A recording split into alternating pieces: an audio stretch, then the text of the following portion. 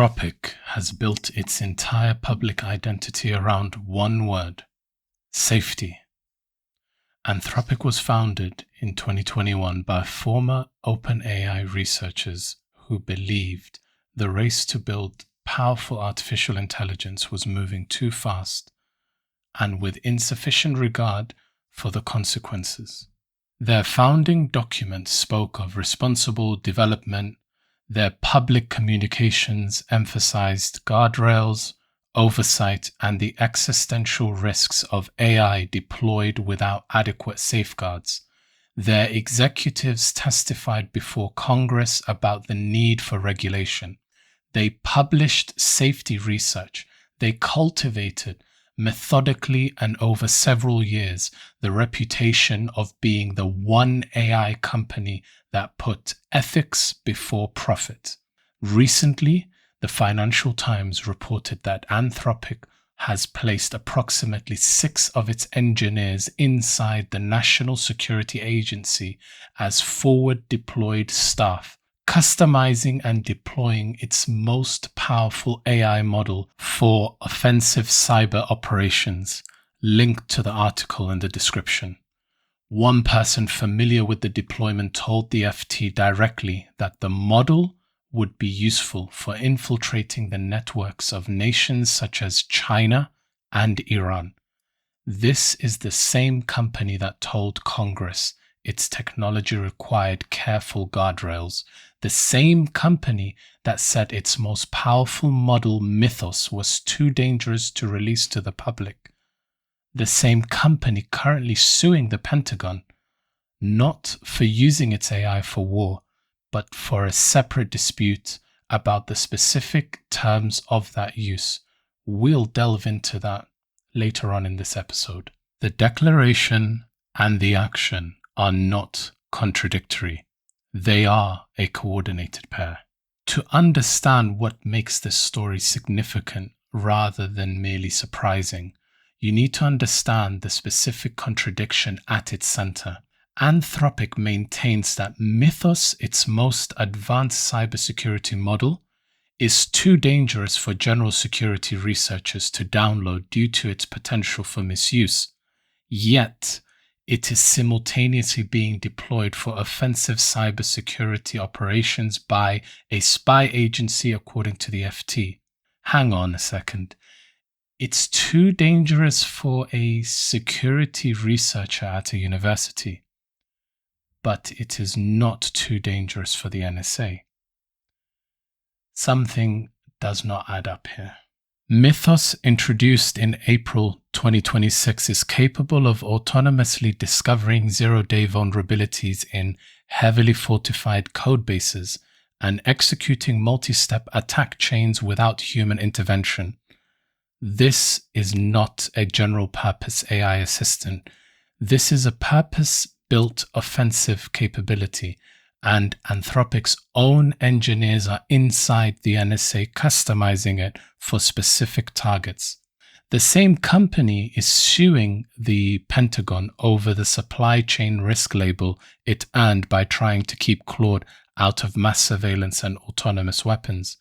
So Anthropic draws a line at mass domestic surveillance and autonomous weapons, but offensive cyber operations targeting foreign nations, with Anthropic's own staff embedded inside the agency running them, that is apparently on the correct side of the ethical line. The logic offered by someone close to the project to the Financial Times was this: the best way to build a good defense is to build a good attack. The argument will be familiar to anyone who has studied the history of the institutions we have examined on this channel. It is the same argument used to justify every expansion of state power in the name of security. It is always framed as defensive. It always begins with named adversaries, in this example China and Iran, whose threat justifies the capability, and the capability, once built, is never restricted to those adversaries.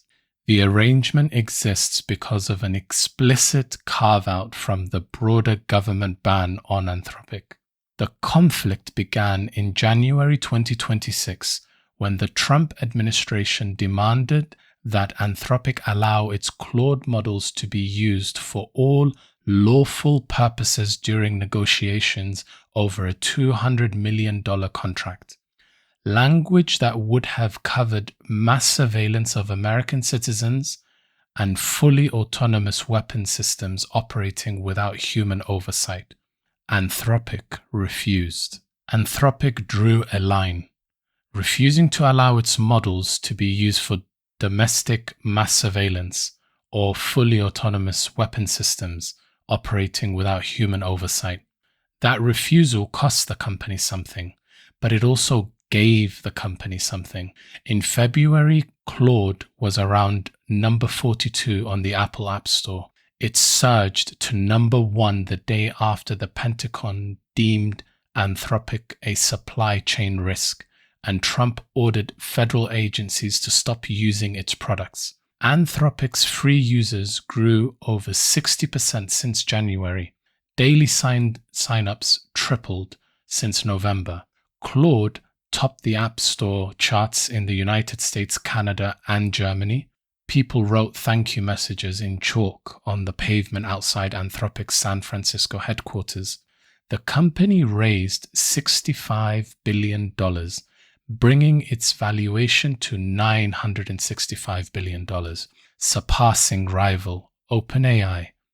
Valued at approximately $61.5 billion in March 2025, it reached $965 billion just over a year later. Annualized revenue surged from $9 billion at the end of 2025 to over $44 billion by May 2026, a 5-fold increase in 5 months. The ethical stand generated more publicity than any marketing campaign could have bought.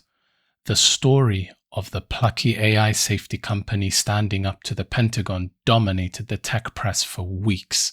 The Financial Times story about Anthropic's engineers embedded inside the NSA, customizing offensive cyber capabilities for use against Iran and China, received a fraction of that coverage. One story filled the front pages, the other was published on a Thursday and barely made a ripple. That is not bad luck. That is how it works. The noise is calibrated, the outrage is managed, the story that confirms what you want to believe about a company travels at the speed of social media. The story that complicates it lands quietly and disappears before the weekend. Think about where exactly Anthropic drew its line. Not mass domestic surveillance of American citizens. That would have been politically toxic and commercially catastrophic. And not autonomous weapon systems without human intervention. That would have alienated the tech industry and human rights groups simultaneously. The two positions Anthropic refused were precisely the two positions that would have cost it the most in the court of public opinion. The beneficiary of the public story and the beneficiary of the quiet one are the same institution. That is not a coincidence. That is a business model. Anthropic calls Mythos too dangerous to release publicly. The refusals, it turns out, are selective. Now connect this to what we've established on this channel, the transatlantic corporate empire, the network of financial, military, and technological interests that operate above and beyond the authority of any single nation state does not require its component institutions to be dishonest. It requires only that their ethical positions be bounded in ways that do not threaten its core functions. Anthropic can genuinely oppose mass domestic surveillance while simultaneously deploying offensive AI against foreign nations. Those two positions are entirely compatible within the logic of the empire. One threatens the domestic political consensus, the other serves the strategic competition with China and Iran that justifies the empire's military and intelligence apparatus. The Safety First AI company and the NSA's offensive cyber division are not in contradiction, they are in alignment. The safety positioning was never about limiting the technology's power. It was about managing the terms on which that power was deployed. There is a broader point here that matters beyond Anthropic specifically.